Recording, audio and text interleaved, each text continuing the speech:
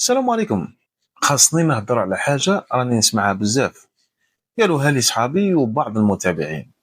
يقولوا لي: صالح، راك وليت تحكي بزاف على البزنس والدراهم والمشاريع، بصح حنا ما راناش نشوفوا نتائج حقيقية عندك.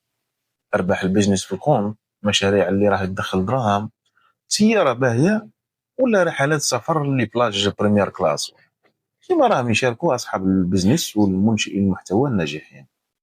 كيفاش بغيتنا نصدقوك ونطبقوا واش راك تهضر؟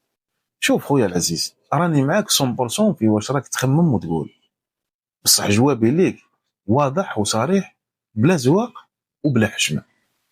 من الاخر، على خاطر مازال ما وصلتش للاهداف اللي راني مخطط ليها.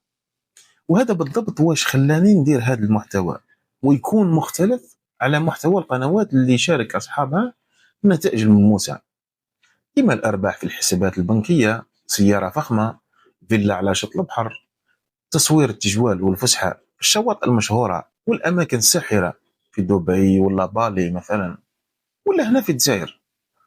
سامحني، عندنا بلايص ما تلقاهمش في بالي يا ولي. مالك بصح يا راجل. نجيب معاك برك. خويا العزيز، أنا ماني خبير مالي، ماني كالكان، وما عندي لا لامبورغيني لا فيلا على شط. أنا زوالي كيفك، فقت باللي الطريق اللي كبرنا عليه ما يوصلش.